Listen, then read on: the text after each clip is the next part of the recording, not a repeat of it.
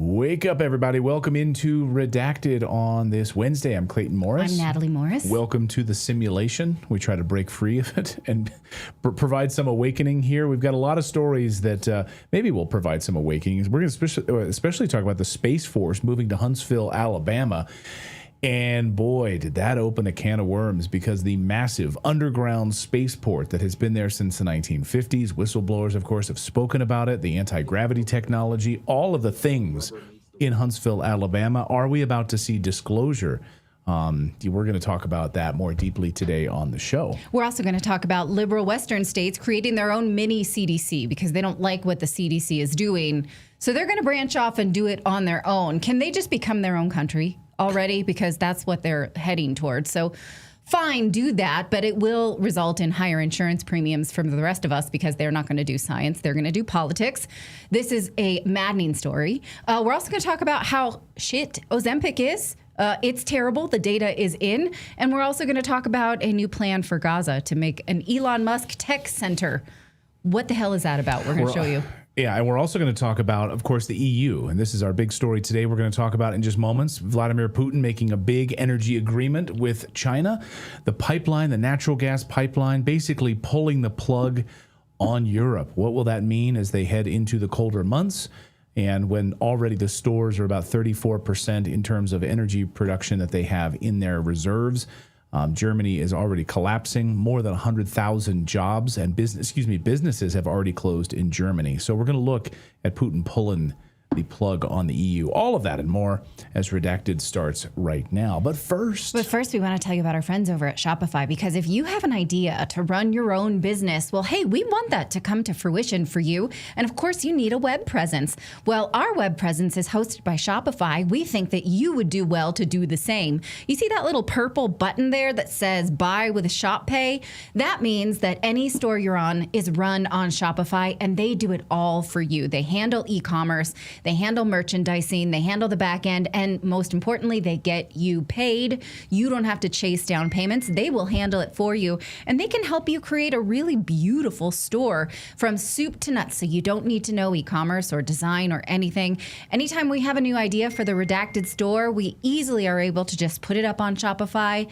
Wham bang, it's there. It's easy, and they support us every step of the way, and they can support you too. Head on over to shopify.com/redacted and see how they can support you. They have intuitive ways to design your store and make it a hit.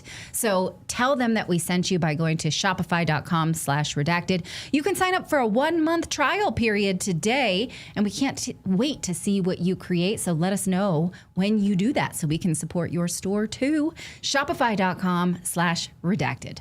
And people are saying in our chat room that there were 2 posts for today's live stream. So hopefully everything is all sorted out on Rumble. Rumble apparently was having some communications issues back and forth with software. So apparently there were 2 streams listed there. I don't know exactly what happened there. So, well, thank you for finding us if you have succeeded in doing so. So we are on the front page of Rumble right now. So thank you guys for joining us there. And again, thank you to all of our YouTube viewers, X, Twitch, etc. The bulk of our audience now watches us on Rumble, which is a free speech platform. So thanks to all of you Rumblers out there who support free speech and are anti-censorship. Great to see all of you. All right. Well, Russian President Putin just pulled the plug on Europe's winter. Europe is marching into a winter right now, facing an energy disaster of its own making, by the way. It turns out when you shut down your own nuclear power plants and then your friends blow up your Nord Stream pipeline, it causes a lot of problems. And then when you support a proxy war in Ukraine. Now the EU is currently facing economic catastrophe. The energy problem is about to make everything worse. Why is no one talking about this, by the way? Because it doesn't fit their narrative that they've got Putin by the balls, right? We got Russia on the run. We got Putin by the balls. Turns out Putin has Europe by the balls. And he just tightened his grip, by the way. It's an uncomfortable image.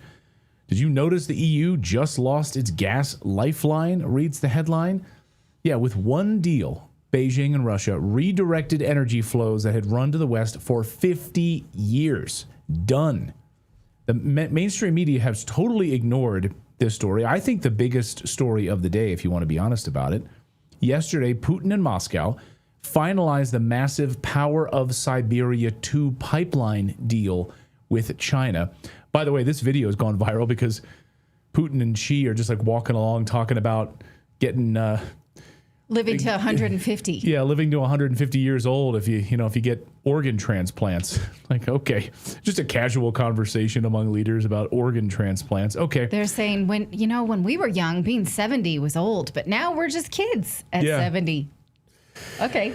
Well, Putin is in Beijing right now. Of course, you see there meeting with Xi Jinping, doing a lot of deals with China. And once this pipeline is complete, it will pump 50 billion cubic meters of gas every year straight to Beijing for the next 3 decades, this deal. Here is the map of the Power of Siberia pipeline, Siberia 2. Just so you understand, that's the gas that was once powering German factories and heating European homes. Now it's gone, rerouted to China. Sorry, Europe, you're screwed. Maybe you should have rethought your plans to support the most corrupt government in all of Europe, in Ukraine, and carry out a proxy war. This is what happens when you push your enemies closer to other enemies, I guess. They cozy up with one another. For context here, before the Ukraine war, Russia supplied 45% of Europe's gas. That's more than 150 billion cubic meters annually. Germany, which is EU's biggest economy, I guess still by today's standards, really, it was most exposed and it was crushed. Their economy has been crushed. Over half of its gas came from Russia, 60% of it through the Nord Stream pipeline. Then in September 2022, the United States blew up the Nord Stream pipeline under the Baltic Sea, permanently severing the artery of cheap Siberian gas. Sorry, Europe. Sorry, we blew up your pipeline. And the fallout, energy prices exploded. The very day that Nord Stream was attacked, European natural gas prices jumped 12%. At the height of the crisis, prices hit €300 per megawatt hour. 10 times the normal cost. In 2022 alone, gas averaged 163% higher than the year before, adding fuel to Europe's inflation crisis, which was already unfolding. But now it's not gotten any better. It's actually gotten worse. Households are still paying the price. In Germany, a 3-person family now spends €5,407 per year on energy. 5,000 euros? 31% more than they did in 2021. Home heating costs up over 74%. Heating oil up over 35%. Electricity up 17%. And analysts now warning that there's no return at all to pre-war cost levels in sight. It's not going to happen. And I don't know if you've been following the weather forecast, but they are predicting a brutal winter this year. Everyone at the gym today was talking about it. Watching the Weather Channel, they're predicting a brutal winter. So Germany's industry, once the pride of Europe, is buckling. The data is shocking. Just over the past 12 months, Germany saw an alarming total. Listen to this. 196,000 businesses closed down. You don't want that. 196,000 businesses in Germany closed in the last year. The chemical sector has lost jobs for 5 straight quarters now. Big manufacturing hubs totally closing. A new survey out this month shows that 30% of Germany's manufacturers are considering cutting production or relocating abroad to other countries right now. And nearly half of the energy companies in Germany are considering moving out of Germany altogether, moving overseas. It's devastating. And here's the kicker. Europe has survived 2 really mild winters with full gas storage, but that's running out. The EU gas reserves were just at 34% just a few months ago. They haven't been able to refill them. Sounds like Biden. Remember when he emptied the strategic oil reserves and didn't refill them? So as winter approaches, this is going to be really painful for Europe. And so get ready for rationing potentially across Europe. I wouldn't be surprised if Ursula von der Leyen and Brussels tells everyone in Europe, hey, you have a certain amount of gas that you're allowed to use before they shut you down. You have an allotment like Soviet Russia. You get 200 rubles a month to go shopping. That's it. So Europe chose to bankroll Washington's war in Ukraine, and Putin just dropped an energy bomb. I want to hear from our European friends in the comments below. All right. Well, the governors of California, Oregon, and Washington have launched their own little mini liberal state CDC. They're calling it the West Coast Health Alliance. What they're going to do is just make their own little CDC and their own recommendations outside of what the federal CDC does. They say it's about upholding scientific integrity because, according to them, the CDC has lost credibility under the Trump administration. They are particularly mad that the CDC stopped recommending the COVID vaccine to the general population. So instead of looking at the data and saying, well, you know, the data does show that healthy people don't need a COVID vaccine, they're having a tantrum to avoid that admission and just making their own recommendation board. Meanwhile, in Florida, the state Surgeon General, Dr. Joe Ladapo, announced this. But what I'm most excited about is an announcement that we're making now, which is that the Florida Department of Health, in partnership with the governor, is going to be working to end all vaccine mandates in Florida law. All of them. All of them. All right, we can end it there. So the state of Florida will also run a MAHA board, which will ensure that the CDC's recommendations are implemented in Florida. I would like to remind you that Dr. Joe Ladapo was one of the few who was honest about the science during the pandemic, and he was basically run out of California for it. Now he's free to follow the science in Florida. That narrative speaks for itself. He spoke out against lockdowns, mask mandates, was one of the first to admit that the COVID vaccines were having a harmful effect on young men. And at the time, he was working at UCLA. He's a Harvard-trained doctor and scientist. So circling back to the juxtaposition of California and its lackey states, Washington and Oregon, why would anyone trust those three to do better than the CDC and create their own recommendations? Let's remind ourselves that they had some of the harshest COVID policies during the pandemic, school closures that dragged on for years, vaccine mandates, playgrounds wrapped in yellow tape, all the while pretending they were following the science when they were not. There was no science to support any of that. As we've shown you, Dr. Fauci has said that the social distancing measures just kind of appeared out of nowhere. There was never any science. Dr. Marty Makary, who is now the FDA commissioner, has said many times that infection-acquired immunity was always real, but in California, they did not allow it in place of vaccine mandates. In these three states, kids fell behind, businesses collapsed. None of the data ever justified that. And now they're setting themselves up as the guardians of scientific integrity.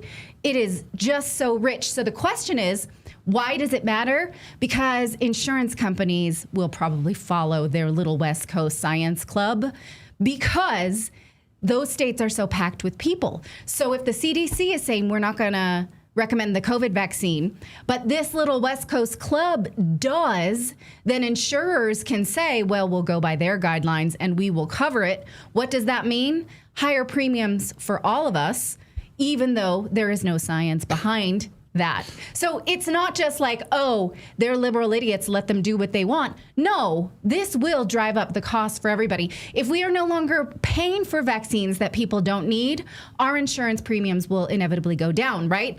The opposite is true if this West Coast Players Club is doing something different. So in other words, no, insurance doesn't automatically accept this, but they will probably act like they do. Which makes me super glad that we use Crowd Health and not a proper insurance. They're a show sponsor, but you can look that up separately. They're not a sponsor of this segment.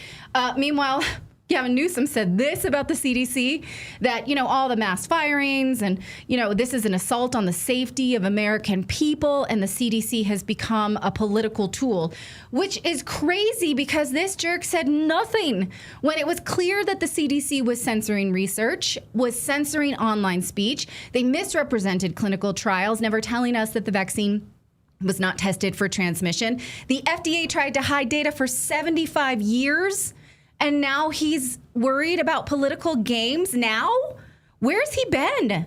So I find this absolutely outrageous. And if insurers validate this by accepting this body, I hope the industry implodes right on its fat butt, because this should not be the dog leading the human, or what is the expression? The tail leading the dog, the horse, the cart leading the horse. Whatever. This is idiots leading the rest of us is what I do not want. I'm married to this woman, and she is Yeah. terrible with idioms. What is I mean, it? she's very smart. I mean, The cart leading the horse. yeah. I mean, well, it depends on. There's a lot of different things, but you could pick one. It's of them. wagging the Yeah. dog. It's All right. something in the pooch. Their bloated fat butt. Okay. No, they'll all be on Ozempic, so they'll just be saggy. Fat Oh, butts. I have news for you about Ozempic. Hold for that. Hey, you remember that Ukrainian missile that hit Poland back in April of 2022 near the start of the war? It killed 2 people. Here's a refresher, just some images to remind you of all of it. We were live that day. Remember how the mainstream media immediately pretended that it was Russia? You can see this grain silo here was basically destroyed and 2 individuals were killed. Well, at the time, I mean, we knew exactly that it wasn't Russia that attacked Poland. We were not idiots. And we knew right away, based on the shell casing, the telemetry information, that it was a Ukrainian shell fired by Ukraine into Poland. Friend of the show, Scott Ritter, at the time also knew right away that this was a Ukrainian weapon. Watch.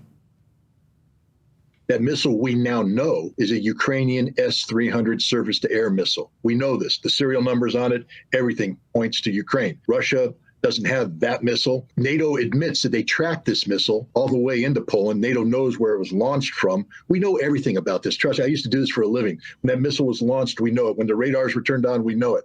We know it's a Ukrainian missile. We know it impacted on Polish soil. Now, Yeah. Well, this morning, former Polish president Andrzej Duda now admits that Zelensky attacked Poland on purpose in order to drag Poland into the war against Russia. And he admits he knew all along, and he didn't say anything at the time. He admits that he knew about it fully, and he knew all along, and he didn't say anything about it at all. I mean, this is a bombshell, literally, and a false flag, literally. Andrzej Duda, who was president of Poland when this happened, just admitted on national television. This is blowing up all over Poland, by the way, I should point out. He says he did not rebuke Zelensky or chastise him in any way at the time. And he says, quote, that, quote, from the very beginning, they tried to drag everyone into the war, end quote. So he was okay with that. Or just another person trying to be dragged into the war. You bombed, you just launched a bomb errantly into our country, killed 2 of our people. That's fine. You're okay with that. And the president covered it up. Even worse, a few months later, Duda presented Zelensky with the White Eagle Award, which is Poland's highest honor. Hey, you killed 2 of our people. Here's the White Eagle Award for you. It's the highest state award. Hat tip to Poland's own Mike Krupa for the hat tip on this absolute craziness. So Poland, glad you don't have that guy leading you anymore. What a disaster for Poland, though, by the way. Well, a new study shows that more than 50% of people who start Ozempic or its cousin drugs, which are the injectable weight loss drugs, will quit in a year, not because they've lost the weight and they're happy, but because the side effects are hell. They literally cannot stomach it. We're talking about relentless nausea, diarrhea, vomiting, constipation, acid reflux, vision loss, not to mention sagging face. We have a friend who went on it who her doctor said, she's my age, she's in her 40s, that her bone density was that of a woman in her 60s. Symptoms hit fast, often within 48 hours of the first dose, and then get worse every time you up the dosage. And for many, it's just not a way to live. But here's the kicker, because this JAMA article was doctors trying to figure out how to keep their patients on it, not saying, this is hell, maybe we shouldn't put them through it. It's like, how do we just get them to live through it? That's weird, right? Wouldn't you think the doctors would say, maybe we need to reanalyze our risk-benefit calculation here?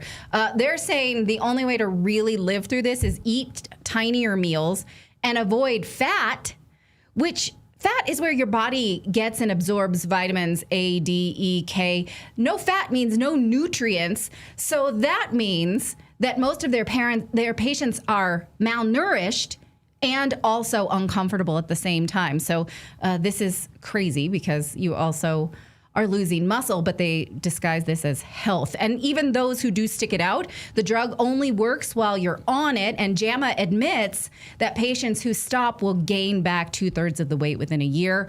And here's the most telling part. We've been over this many times. There are no instructions on the label for how to ever safely go off of this. Even though they put 12-year-olds on it, they just expect this is a lifelong solution. No taper, no exit strategy. It is literally a lifetime subscription model designed to keep you paying. So when you hear the miracle weight loss drug, remember that half of the people who go on it literally can't stomach it. All right, one more story we want to tell you. President Trump on Wednesday said that Hamas could end the war. I'm sorry, that's today. Let me try that again.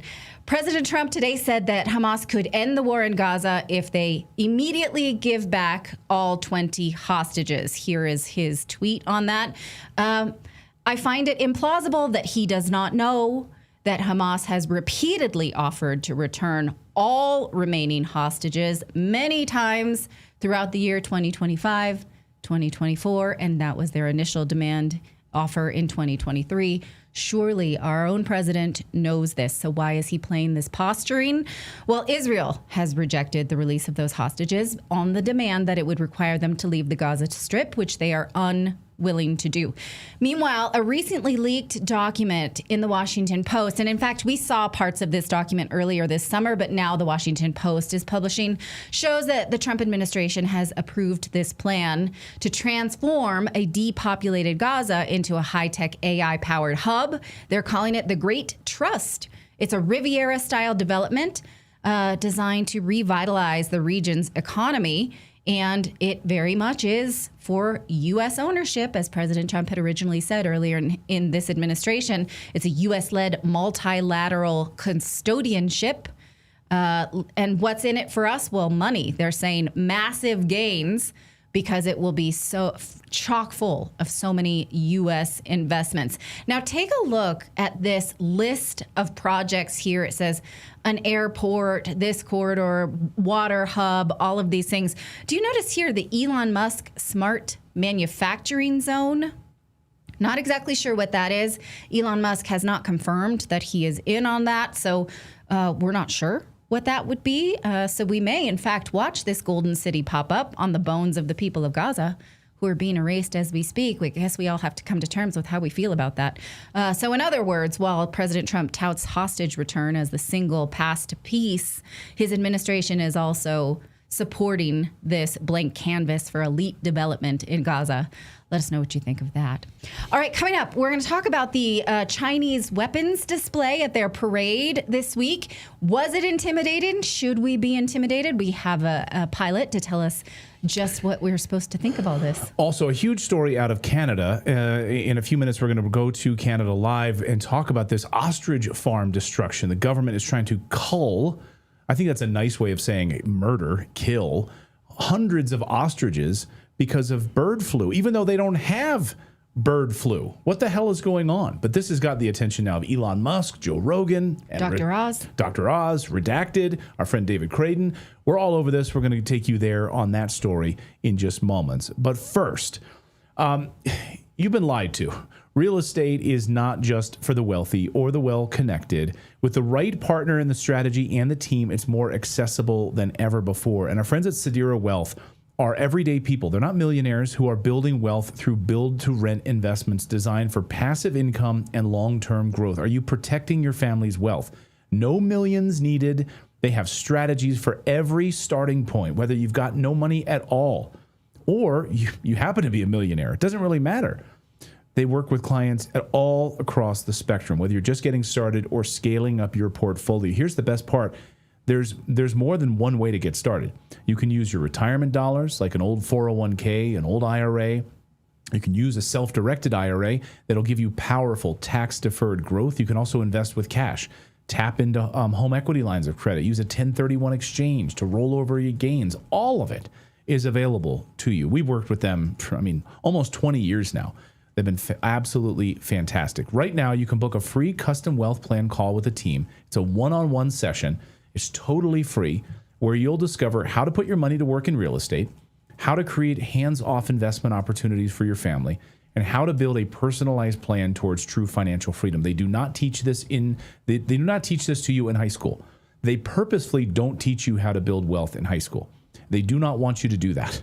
They want you to work for somebody else in a 9-to-5 job and they want you to make that company wealthy. They don't want you to build wealth and protect your family. So call right now. Go to redacted.inc/wealth. Click on the little calendar icon, and a little calendar will pop up, and you pick the time that works best for you, and they will give you a call at that time. Again, redacted.inc/wealth. Well, China is hosting a massive military parade this week, complete with a who's who of world leaders, but not Western ones. They include Russian President Vladimir Putin, North Korea's Kim Jong-un, Belarus's Alexander Lukashenko, the Malaysian Prime Minister Anwar Ibrahim. President Trump told reporters on Tuesday that he saw this as no threat at all. He said, no, I'm happy for them. That's cool that they're doing this. But then he posted this really aggressive post about it, saying that, yeah, they should have a good time as they conspire against the United States, and that they need to remember that Americans died to help China gain their freedom from Japan. Talk about main character syndrome. Okay. What does this mean? Who knows? But conspiring against America hardly sounds like what he said earlier, which was that he had a really good relationship with President Xi. So I don't know. Maybe he has FOMO that he didn't go. There were rumors that he would be invited, but he never ended up on the guest list. So maybe he's just sad about that. I mean, it does look like a cool event. Maybe we would have all had a nice time. But this was not just about pageantry, because China showed off some of the most cutting edge weapon systems around. One of them is called the Guam Killer, as in it has the ability to delete the U.S. base in Guam. Should we be intimidated by that? Well, joining us to discuss is Chris Lito. He's a retired F-16 pilot and the host of the Lito Files. So thank you so much for joining us. What do we make of the Guam Killer? Are we intimidated? Hi, Natalie. Thanks for having me.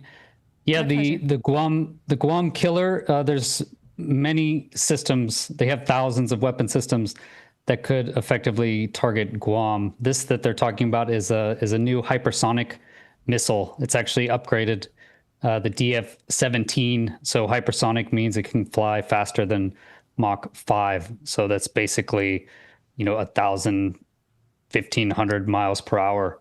And it's very difficult to target something traveling that fast. So that's the new systems coming on board, is these new hypersonic missiles. Very difficult to shoot down with Patriots, et cetera.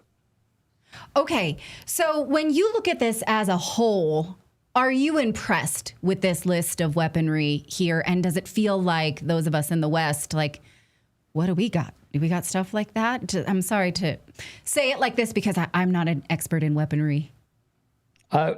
Yes, we definitely have all this stuff and then some. It's much easier to catch up in technology than it is to innovate and create your own new technology. So the Chinese are very good at manufacturing. They manufacture all of our smartphones, or most of them anyway. They manufacture many of the things, all the products we have in the United States. And they've done that through, honestly, copying foreign technology. I think the US and Western nations, we're still the best at innovation.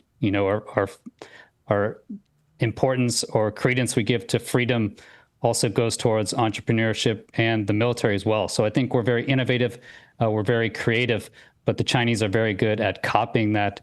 And so they have all the same systems now. They have the J-20 is a stealth fighter. They have missile systems.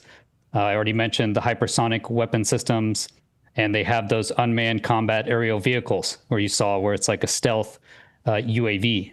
And, we had that in 2011 that was shot down in Iran when Iran posted on television that they'd shot down this US-made stealth UAV, if you remember that. So they copied that, and China's very good at copying this stuff, and they're catching up. So, yes, it is impressive. The Chinese are a world power, and I think it'll be interesting to see how the U.S. deals with that. I wonder why, when we had this big military parade this summer, why didn't we do this if we have all this cool stuff? Because someone who doesn't understand this reads this and thinks, oh, crap, those are some cool toys. Do we have that? We just don't know, right? And so if this was an intimidation tactic, well, for us, civilians, it kind of worked. But you're saying the Pentagon probably is not that impressed. I think the Pentagon already knows about most of these weapon systems. I left the U.S. Air Force in 2020, and the last 5 years was all about China. You know, the majority of our intelligence is going towards China. You know, they have the newest systems. They're progressing the fastest. And so I believe our Pentagon knew or would probably not be surprised about maybe anything in this show, but we don't show all of our equipment because it's very easy to actually get specific details. So I'm sure right now the whole U.S. military intelligence coalition is very happy to see all of this equipment out on display so that they can analyze it. They can look at all the little small details and really see the state of China's whole military at this point. You know, we don't do these giant parades because it gives away a lot of information. And we definitely have all this technology, like I said, and more. But every time we show something, we know China's going to copy it. You know, look at their systems, look at their UCAVs, look at their planes, look at their missiles. It looks exactly like ours. They literally copy our systems, you know, so I think that's one reason we don't show it. Gotcha. Okay, and so what do you make of giving these weapons a name like Guam Killer, which is where U.S. base is? I mean, that's very aggressive. Do we ever name weapons like that? Like, this is the China taker outer? That just seems, you know? It's like something our kids would say. Right. Yeah. I'm sure you've heard of the Moab, the mother of all bombs. You know, basically a version of that was dropped in Iran. Yeah, we do name weapons, but we still spend more than the Chinese. You know, we spend around, I think, $935 billion was the last number I saw on our military budget, the U.S., and that's more than any nation has spent over the last, 20, 30 years. China is catching up, though. You know, they spend $250 billion, so like $250 billion, but everything's cheaper in China, right? So that almost equates to how much the U.S. spends, up to, say, $700 billion on the high end. But the U.S. still spends nearly $1 trillion. So we outspend China on our military still, even if you talk about the cost difference. I think a lot of it is to maintain the military. You have to remember the military has a political arm, which is in the U.S., and you have a very large military industrial complex that needs to keep funding weapons programs. And so, sure. Yeah, it's political. The military has a political arm. Every general you have has been confirmed by Congress. So they are political appointees, every general. And so 4-star generals are political. They're political entities. And so a lot of this is to use fear or some level of tension to ensure that programs are still funded. I wouldn't be surprised if naming this the Guam Killer, the end goal is to actually show that we need some sort of anti-hypersonic missile defense technology. I wouldn't be surprised. Or for sure our contractors are using it. China didn't call it the Guam Killer. They're not specifically threatening Guam. Okay. Maybe I misunderstood. Yeah, exactly. So it's U.S. and it's probably to highlight that our military is concerned about this weapon system and that they want to push to get political support to fund anti-systems, right? There's always a counter to every system out there. So that would be my guess. We named it the Guam Killer. It wasn't China. Okay. So, most military experts that we have on this show have unequivocally said we should not get involved in a war with China in any circumstances. China is saying don't start with us over Taiwan because we'd be ready. So what is your assessment of what would happen if the United States did provoke a full war with China? How that would end? Well, I think that's the biggest danger right now. If you ever heard of hegemon theory, there is a time when the up and coming power is not quite strong enough to defeat the sitting power. And so there is a small time in the grand scheme of things. There is a time when the current superpower can attack the rising power before they get too strong. So I think that is a dangerous time. So I'm not concerned about China attacking Taiwan. They would simply wait, their 1,000-year, et cetera, empire, I am concerned about the U.S. maybe forcing a confrontation, and I think it would end poorly, certainly for everyone in that local area. Because Taiwan is only 100 miles from mainland China, and it's very far from everywhere else. It's a large ocean, so it would be very difficult for the U.S., even with advanced weapons, far advanced, and not even that far advanced technology, but more advanced technology, definitely more experience in fighting. It is still very difficult to fight across an entire ocean, right? I mean, China is right there. They're mainland China. They have their weapon systems can reach directly into Taiwan. I mean, they could almost shoot artillery at Taiwan. And meanwhile, we have to, fly from Japan or fly from South Korea. Those are closer actually than Guam. So I think it'd be a terrible situation for everyone in that local area. But Taiwan has huge defenses. They've mined the heck out of that whole strait. And so I think it would just be an amazing amount of bloodshed and loss of life. And I certainly hope it doesn't happen. I don't think China would start it, is my point. Okay. Yeah, I don't want that either. So thank you for that assessment. And I will climb down a ledge because you say these weapons are impressive, but not unprecedented. So I really appreciate it. Thank you so much for coming on Redacted. I hope we get to talk to you again another time. All right. Thank you, Natalie. My pleasure. All right. Well, what do you think of that? That's fascinating. Thank you to him. By the way, I love his hat, by the way. All right. Coming up, he might be interested in a story we're going to be covering here in a few moments about Huntsville, Alabama, the massive spaceport that was built in the 1950s, the massive underground base that's there. What sort of anti-gravity technology has the United States government been developing there? Remember, that's where Operation Paperclip scientists, of course, were moved, many of them into Huntsville, Alabama. Werner von Braun, of course, and the other members of the Nazis who were there inside the United States. So Space Force is coming to Huntsville. We got a lot to talk about that. Plus, Canada's ostrich farm destruction. We're going to speak to one of the family farmers who's fighting to save the nearly 400 ostriches that the Canadian government wants to kill over bird flu, even though they don't have bird flu.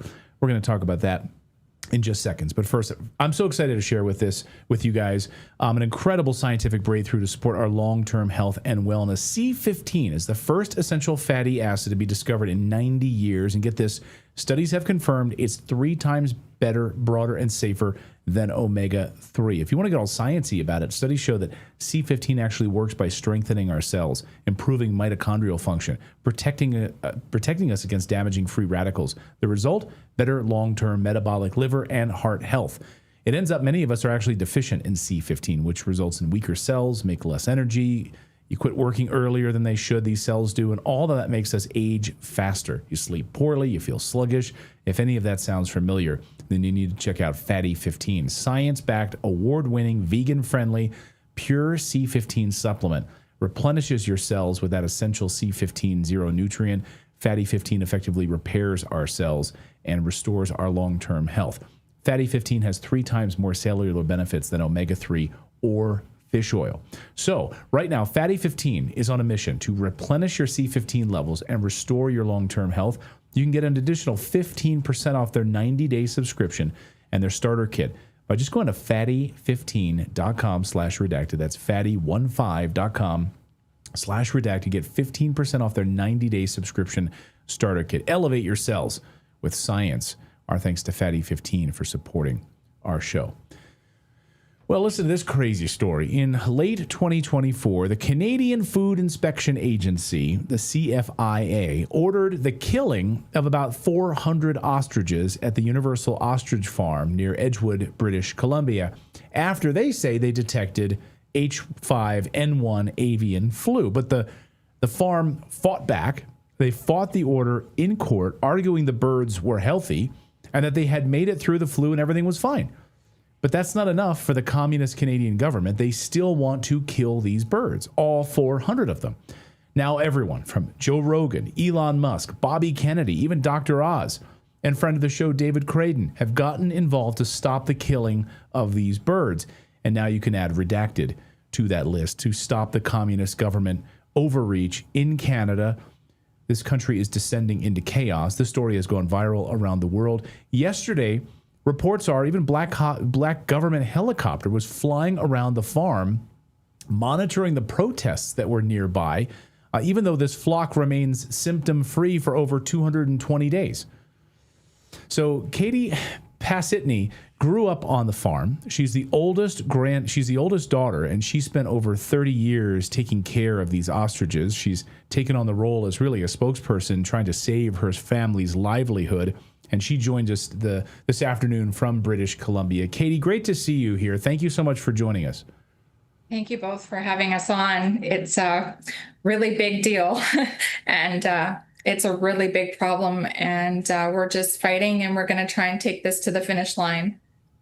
So you're in the 11th hour now because the government has said we are going to do this. There was an appeal. It was denied. So what is your Hail Mary at this point? Our Hail Mary is international support. You know, some of our biggest support has been international. It's been in the US, it's been in Australia, it's been all across the world. Canadians are really rising up. I keep putting out messages saying, rise up, Canada, this is our time. We are dealing with a broken policy. The Canadian Food Inspection Agency operates with excessive freedom and no accountability.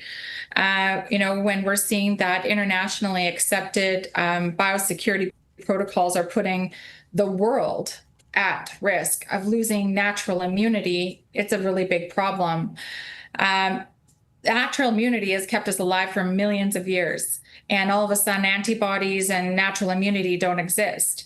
They say that cattle, poultry, pork producers rely on international trade markets. Okay, well, we're not testing these animals for illness, we're just killing them. We're killing survivors, livelihoods, property rights, food independence. It's all at risk. Decades of genetics and work, regardless of health or recovery, we're losing our animals and we're putting humanity at risk. With divide and conquer, I just keep saying it feels like our government is just trying to keep us distracted with all these other things going on in the world. But we do know that Canadian Food Inspection Agency, they take directives from the World Animal Health Organization, which is, I believe it's the OIE directives. And we're dealing now with international guidance. We're not looking out for our own country's best interest. Our farmers are getting steamrolled at an alarming rate. We are losing farmers, we're losing genetics. Our ostriches are not food consumption. We are not a poultry facility. We are not commercial poultry. We should have never been put in the poultry category. And we are fighting. We've only been fighting this long. For 232 days, we have healthy, natural immune, herd immunity animals that deserve the right to live. They have robust antibodies. They've survived millions of years on this planet due to their antibodies and resiliency, but they're actually at risk to lose their life to an organization like Canadian Food Inspection Agency. We've been screaming to please just let us test them. And they are threatening us 6 months in jail and a $200,000 fine per ostrich we test to prove their health. Killing all of the birds on top of that. You test it yourself at your own expense? Yeah. I want to ask you about this antibody piece of this, and you mentioned that we're hurting humanity. And I think people don't understand this, that if there's natural herd immunity here with these birds, they're in many ways like a firewall against this disease, right? It's actually way better for these birds to exist and to protect us and other birds. Am I wrong about that? I love that you both understand it. Yeah, so, we have natural immunity here. We have antibodies are a real thing. We're fear-mongering, I think, people that antibodies and herd immunity don't exist anymore. Our ostriches here hold a key to a natural, sustainable solution in therapeutics, something that would push us further away from the reliance on vaccinations and more pills. And that is hard for us to knock it away from thinking that might be part of the reason why we're under attack here. Our antibodies are being used in Japan right now, ostrich antibodies. Dr. Tsukamoto holds 36 plus worldwide patents for this technology.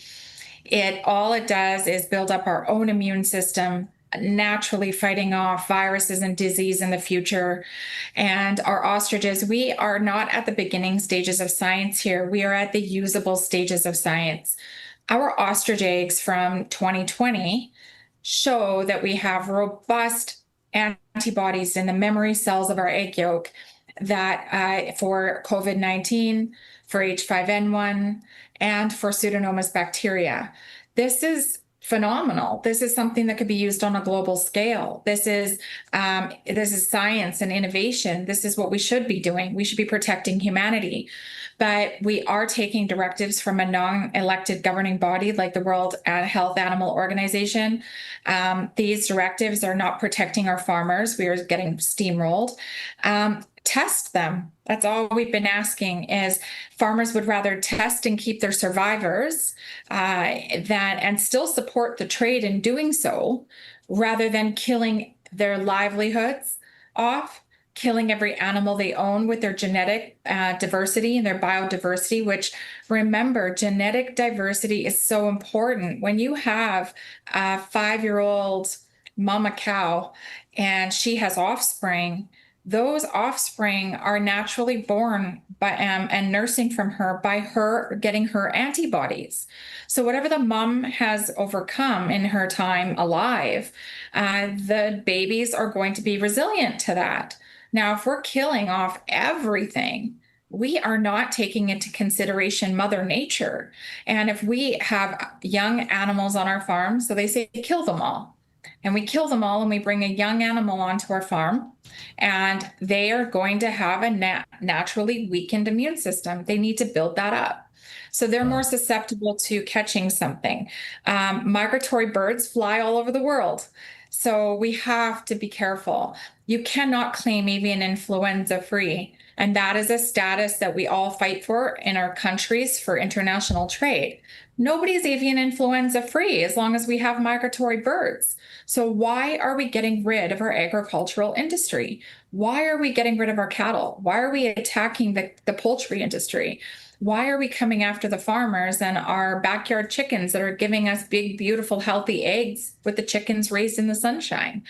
It only leads down one path, to believe that we are under the 2030 agenda. I've just been learning so much about this in the last 9 to 10 months, but they don't want farmers. They don't want farms. They want to push us off our properties. They've made it very clear in our situation alone that they can come in based off a suspicion in Canada with the Canadian Food Inspection Agency and kill every animal you own. So our livelihoods, property rights, your animals, everything you have, you've lost all right to in just by, a bureaucratic overreach. And we're protecting international trade. And we have these animals that are not poultry. They have names. Our oldest ostrich is 35 years old. We have most in their 20s. They have personalities and they're funny and they dance in the sunshine. And not one ostrich on our property right now has been tested for H5N1. We have the FDA and the NIH offering to do those tests and cover the costs. We have RFK offering collaboration with Canada they see that there is opportunity here for humanity on a global scale. And Canadian government is saying that they're protecting the trade. They're protecting our international partners, but we have our largest trading partners saying stop.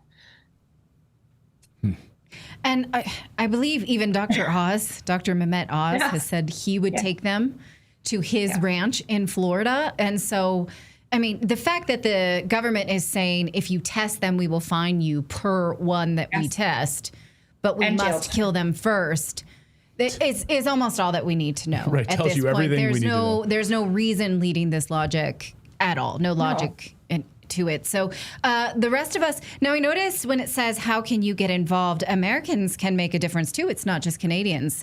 Americans are being asked to speak to our own representatives. You can find more at saveourostriches.com.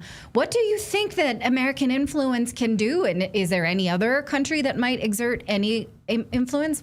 There's no limit to what we can try, right?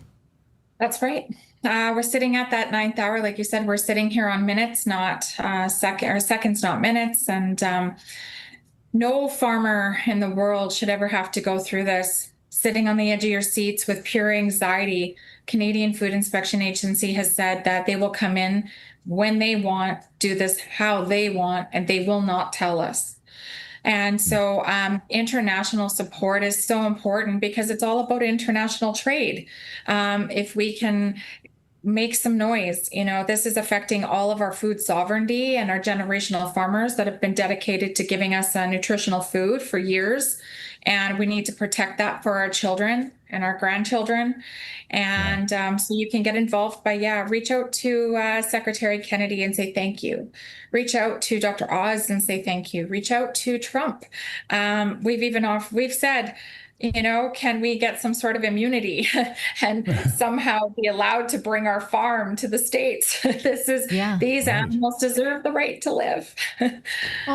You'll relocate your families to save them, which tells us all we need to know is that they are your family too. Exactly. Sorry, they are. Well, so sorry to hear about this. So please, maybe President Trump, he can call up his friend Mark Carney and tell him, put an end to this madness right now. Yeah, come on over in political asylum because you're being threatened by the government. Holy cow. Okay. Well, Katie, you have our thoughts and prayers there. We are pushing for it. We're trying to get the word out as best we can. Anyone watching this segment right now, if you're on YouTube, on Rumble, please reshare it with people. Post it on social media. Post it on Facebook. Tag representatives. This is a government tyranny that needs to stop. Katie, you have our thoughts and our blessings up there in Thank British you both Columbia. for giving us the time to share what's going on here, and thank you for everybody who has stepped forward and anybody who's willing to. All right. Thank you, Katie. Appreciate it. Okay, we're watching it, and we will stand by you. Thank you, Katie. Can you imagine 35 years old? 35 years old. So, I mean, one of the ostriches. It's doing nothing. It's not hurting anyone. Just to assert your totalitarianism. Yeah, I remember. Biden before he left. Culled millions of chickens. Right. Just disgusting. Well, there was a quote in an article I read on this that I can't remember who it was. It was one of the scientists for the Canadian, their version of the CDC, and he was quoted something along the lines of he didn't care if they weren't sick, that basically they don't even care if that's the case or not. They just want them cold. They just want them culled, want them killed. Yeah. Why does he care to do that? Anyway, all right, we've got more news to get to here on your Wednesday. We're going to talk about Space Force moving to Huntsville, Alabama. This is the home of Operation Paperclip, Nazi scientists being brought to the United States, the massive underground rocket facility that's there, the anti-gravity technology that's there, the massive spaceport that's there. Sources have told Redacted directly from the United States Air Force about the massive underground structures underneath Huntsville, Alabama. We're going to talk about all of that and more. But first, I want to ask you, doesn't this remind you of Buckbeak in Harry Potter? A Prisoner of Azkaban? Yeah. So really the only way we can save them is with a time turner. You know it, and I know it. I hope that's not the only way. I hope it's not the only way. No, but I mean, this is very reminiscent of that. And what were we supposed to learn from that about totalitarianism? Yeah. We were supposed to have been warned by this. You guys, fiction has been warning us. Okay.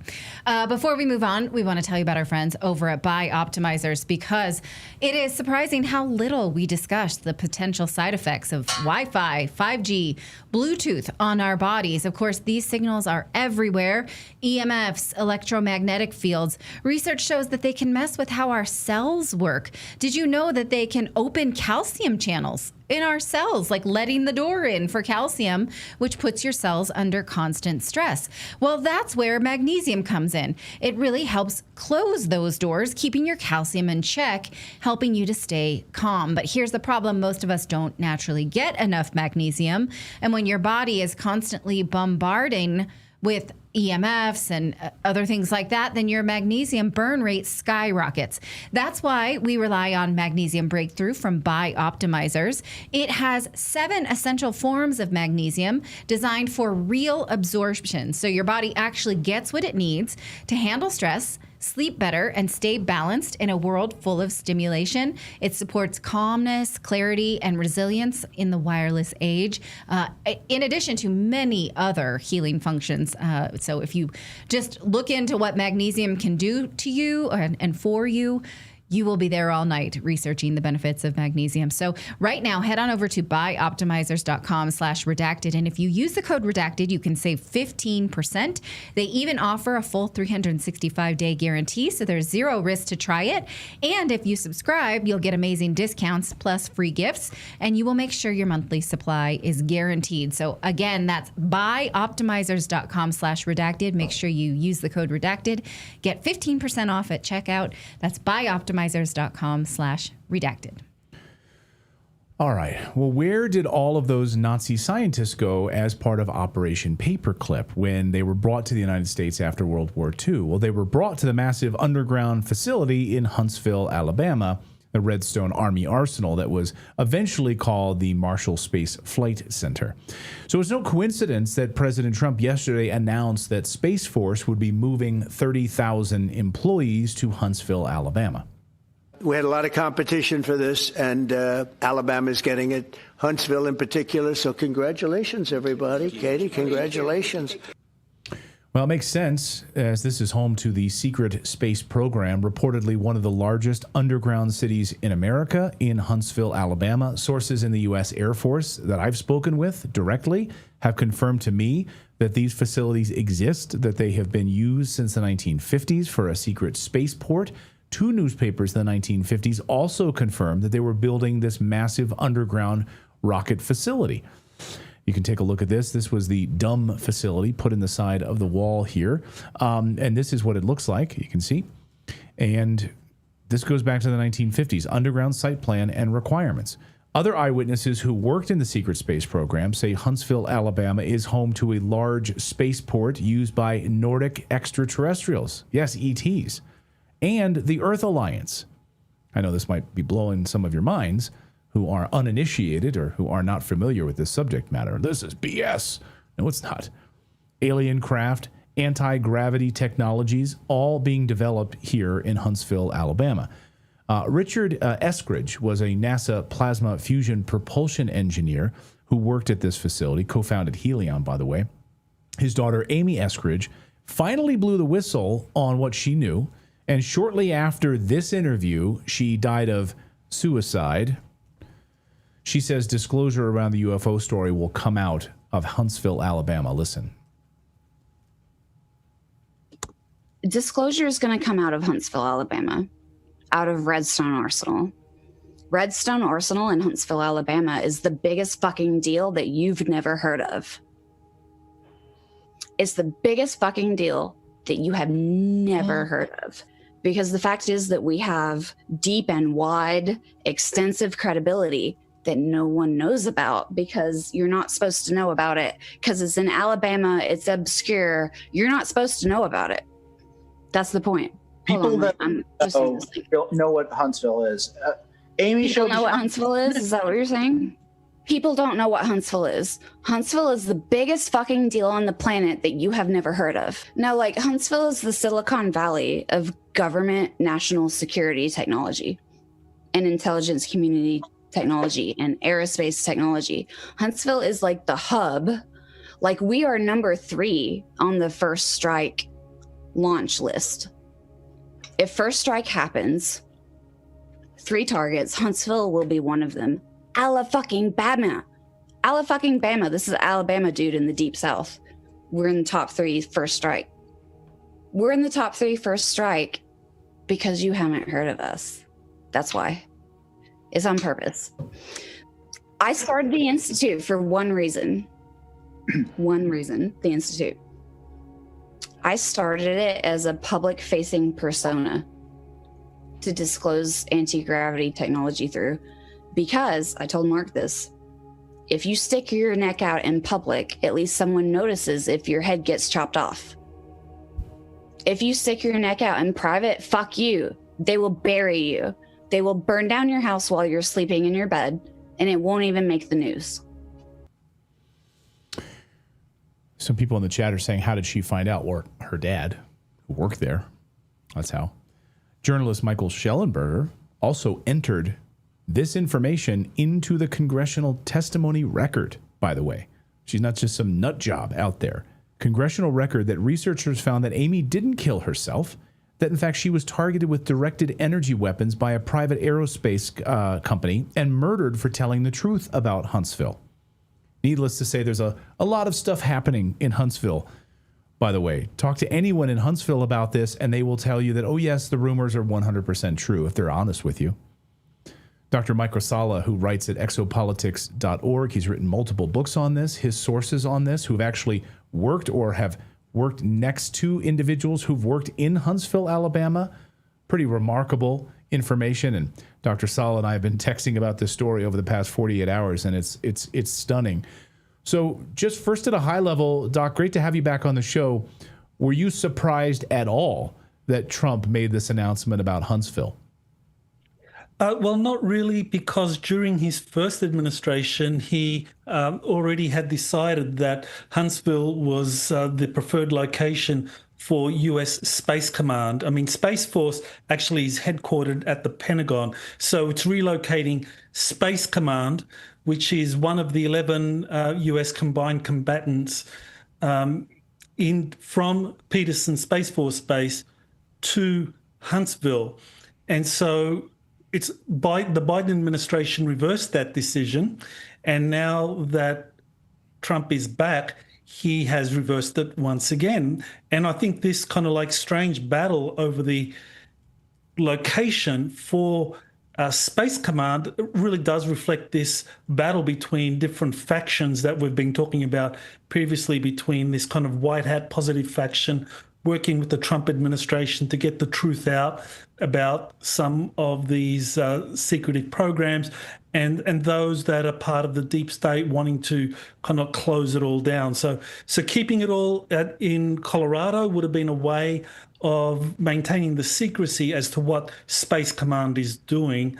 And at Huntsville, the new home for Space Command, you have a history where we know that there has been efforts to build a very large underground base there. That you mentioned those two newspaper records from the 1950s that announced that they were setting up really a kind of mini Pentagon. So this plan for building an underground facility there in Huntsville was set up initially as almost like a continuity of government, or at least as far as the Pentagon is concerned, so like a second home for the Pentagon. So we're talking about something that was quite massive.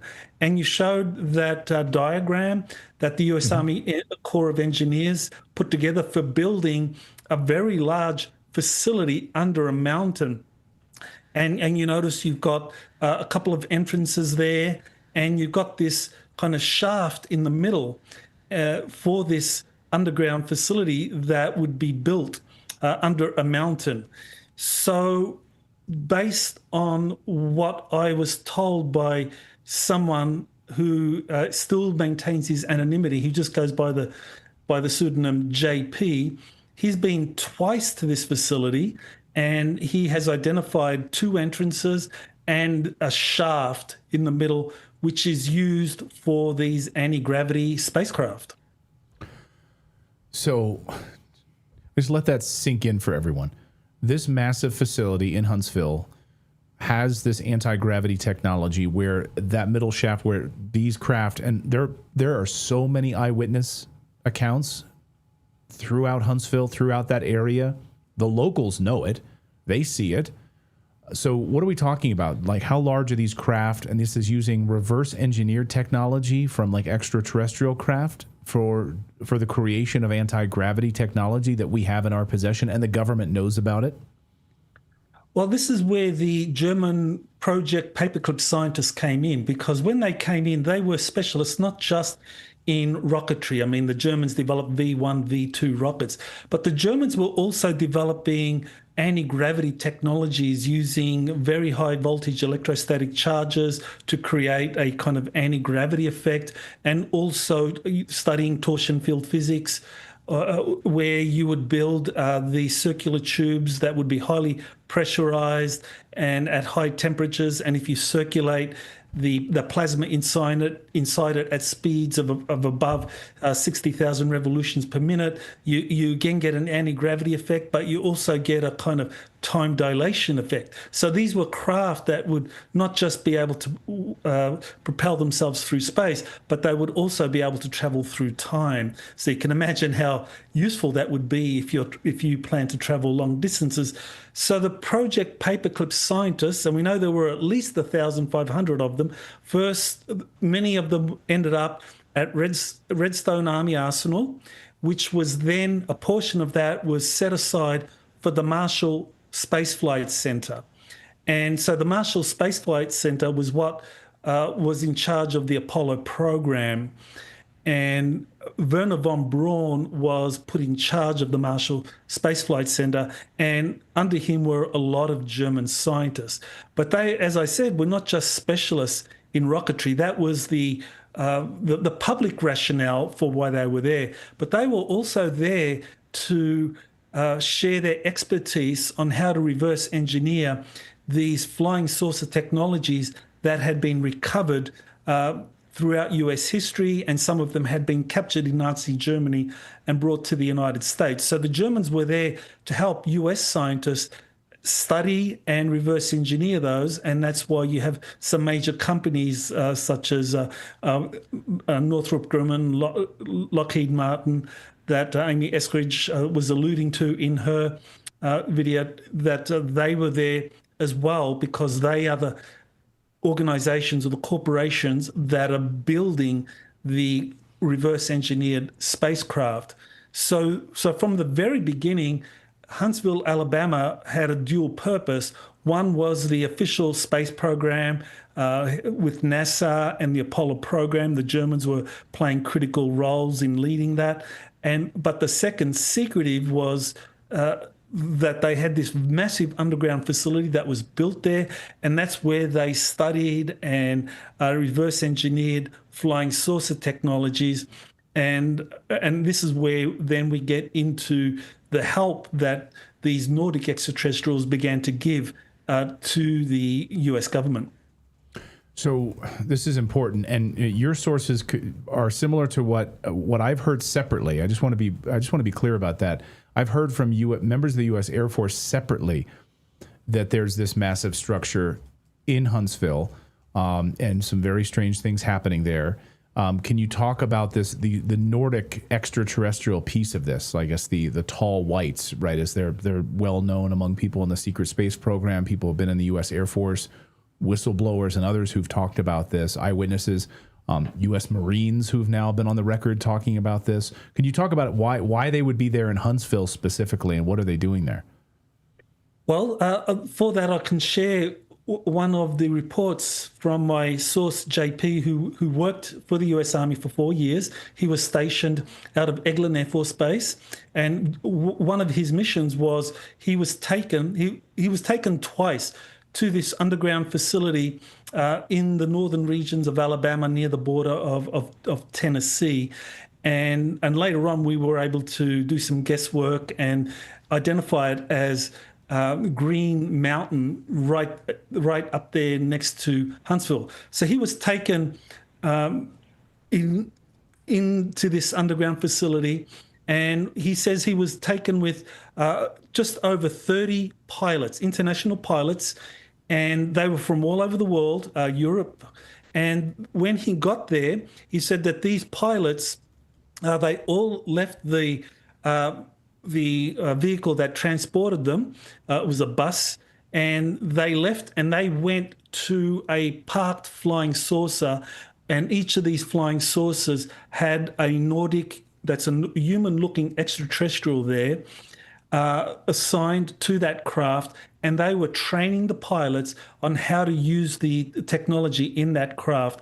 And the technology is this kind of brain technology interface. So it's quite advanced, but the important thing here is that JP identified that there were over 30 different nations involved in this.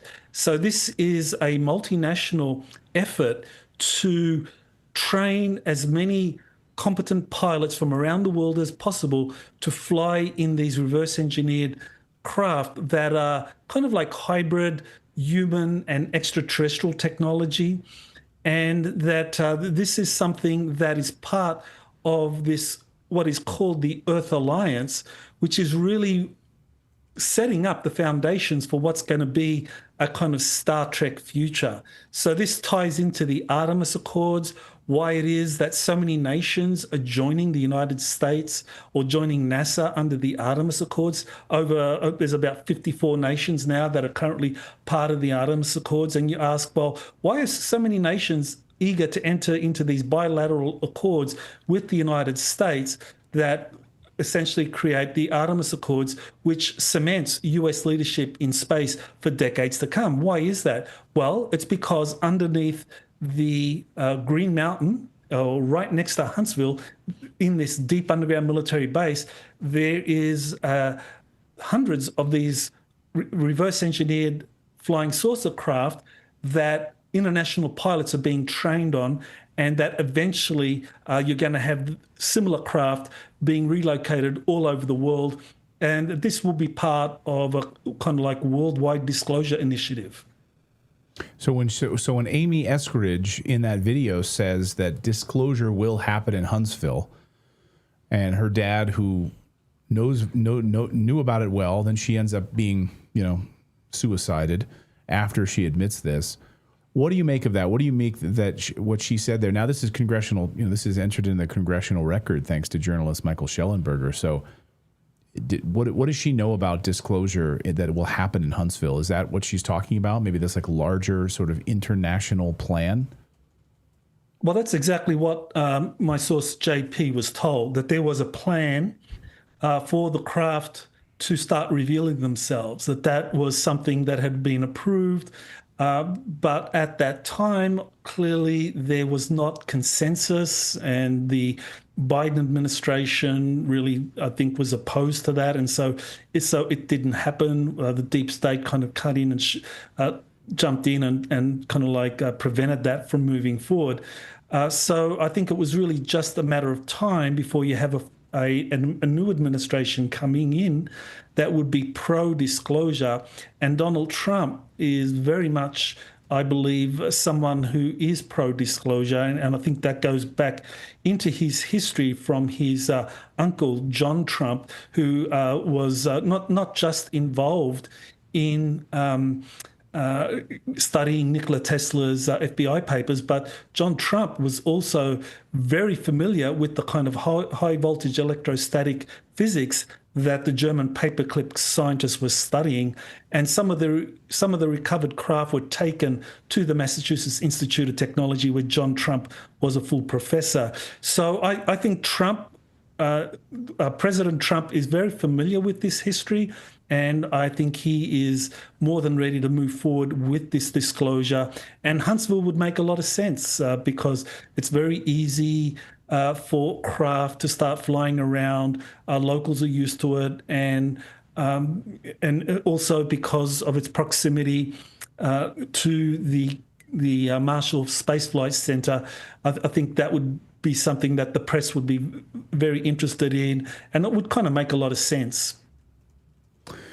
And friend of the show, Ashton Forbes, I mean, I know that he's waiting to find out what sort of plasma technology and producing its own magnetic field there, and the anti-gravity technology, that the disclosures that he's been pushing for, demanding through FOIA requests and others from the federal government to get answers about this. So hoping that we'll have disclosure in Huntsville, Alabama, but absolutely fascinating. I've been hearing about, and people in the chat room are like, I've heard about this for 30 years in Huntsville, Alabama. We have a lot of people that are very familiar with Huntsville, Alabama. This is not just this is not fanciful information. This is crazy stuff, but real.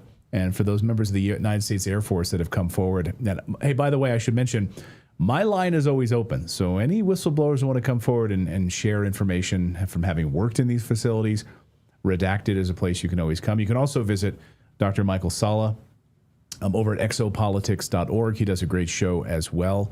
trying to get to the bottom of all of these answers as well. Dr. Sala, great to have you here on the show. Thanks as always. Thank you for having me, Clayton. My pleasure. Oh, wow. I even said, I think I said to you like last year, like 2 years ago, I said, I want to go to Huntsville. And I want to do some reporting there. And I think it's time to take Redacted on the road to Huntsville, Alabama. Okay. I'm ready for it. You guys ready to go to Huntsville? Live shows from Huntsville, Alabama, and find out what's actually going on there at Green Mountain. I would love that. You guys want to join us? Hey, we'll take some of your super chats here and any of your comments here in a moment. But first, all right. You want me to do it as well? Okay. Oh, as well? Is that what we're going to do? Well, I thought you were sitting here looking pretty. I might as well. Okay. We're going to have an argument about that later off camera. All right. I want to tell you about our friends over at Balance of Nature. Balance of Nature supplements are the result of years of research and development. Their supplements are manufactured and packaged under current good manufacturing practices. They regularly test their products using independent third-party laboratory analysis. And Balance of Nature's whole health system supplements include 47 ingredients of fruits, vegetables, spices, and fibers. The fruits and veggies supplements include 31 colorful ingredients, 16 whole fruits, 15 whole vegetables. Ingredients include mango, pineapple, wild blueberries, banana, shiitake mushrooms, wheatgrass, spinach, kale, aloe vera, cayenne pepper, and broccoli.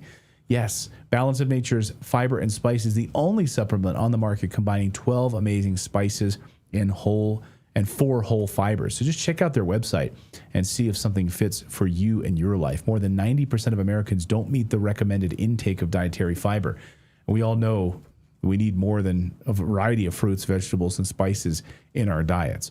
So right now, I want you to take advantage of this. Sign up with our code REDACTED by going to balanceofnature.com. Sign up as a new preferred customer with the code REDACTED. Get 35% off your first order, plus a free fiber and spice supplement delivered right to your door. Hurry, this offer is only available while they have supplies to last on this. Again, go to balanceofnature.com.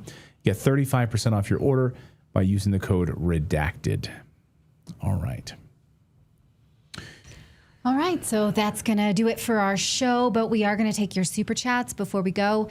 Remember, before we go, that you can always find the Redacted newsletter for free at redacted.inc, and that's how you get links to the original source material that we're going to cover on the show. So if you go to redacted.inc, put in your email address, it's free. There's nothing there that's upsold. We try really hard to find you links that are not behind a paywall. So subscribe, if you will, and then you're connected with us at the hip in a good way. In the way you want to be.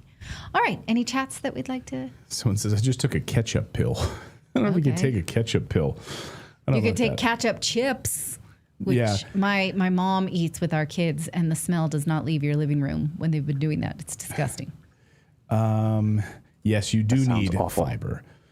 It's awful. 7 rank Spice. I like his. Instead of the Canadian flag, has a marijuana leaf there. Thank you, 7 rank Spice. Appreciate that. Let's see. Clayton is a lucky man and has a great family. I do indeed. I am very lucky. I count my lucky stars every day. That's nice of you to say. Be well, people. Even those people in the chat. Even those people who post URLs in the chat. Yeah, we don't allow links in our chat room because people could spam it, and it could be all sorts of problems in there. So don't do that. Space is fake and gay. Okay. Thank you, girl boss. Cool. Space is fake. And space is fake?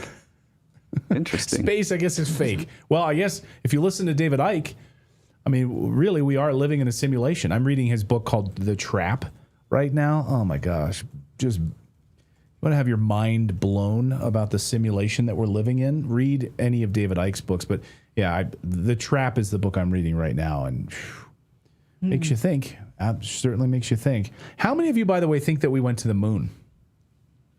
Because I'm really torn on this. People say, oh, well, you can look through telescopes and see the remnants of our craft that are on the moon, right? Then there are others like Buzz Aldrin who've said multiple times in interviews that, well, we never went there. We were never there. And then you have, whistleblowers who said the first 1 or 2 missions, the moon missions, did actually happen. The rest of them were all faked. I don't know. And then when you see like Well, those dune buggies on the moon, you're like, come on, man, this can't be real.